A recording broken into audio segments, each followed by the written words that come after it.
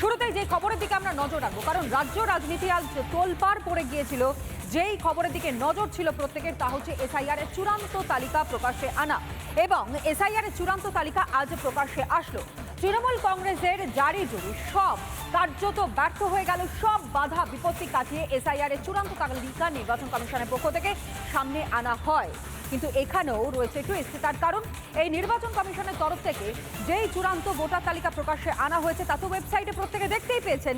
অন্যদিকে নাম বাদ গেছে তো বহু। তার কারণ, অবৈধ ভোটার ছিলেন এরা। আর এই অবৈধ ভোটারদের নাম বাদের তালিকাটাও নেহাতি কম নয়। দেখুন,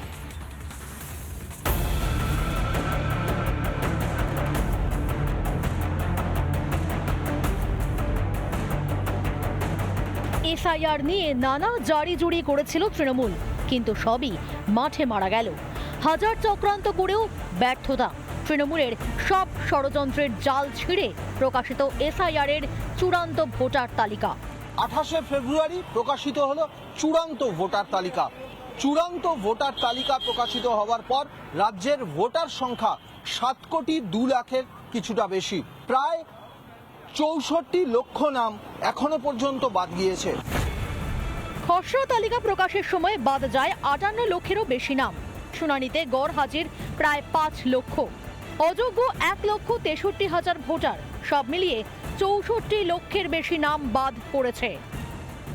7,04,254 জনের নাম একদম ফাইনাল হয়েছে।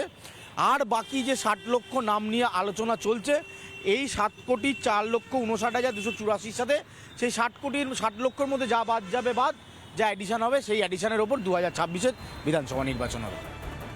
এসআইআর তালিকা প্রকাশে আত্মতুষ্টি নেই, আরও সতর্কতার সঙ্গে কাজ করার বার্তা নির্বাচন কমিশনের।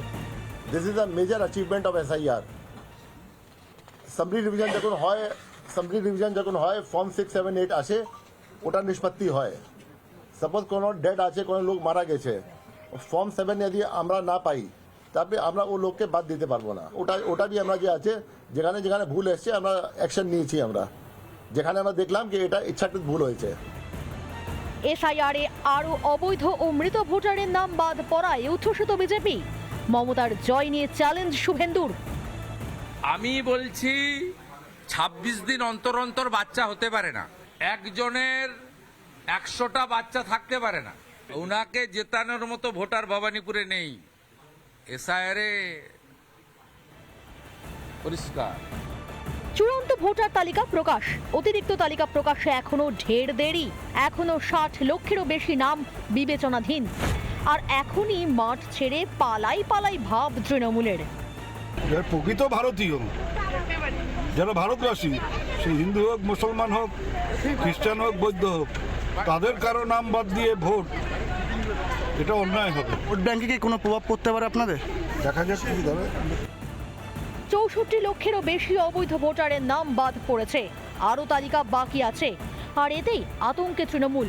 এবারের ভোটেই কি বাংলা থেকে নাম ও নিশান মিটে যাবে ঘাসফুলের? ভোটের বাংলায় কালীঘাটের আকাশে সিঁদুরে মেঘ। সৈকত পাল ও অনুপম পাত্রের রিপোর্ট, রিপাবলিক বাংলা।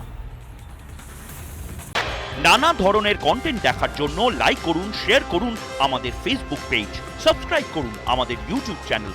পাশাপাশি অন্যান্য ব্রেকিং নিউজের জন্য অবশ্যই চোখ রাখুন রিপাবলিক বাংলায়।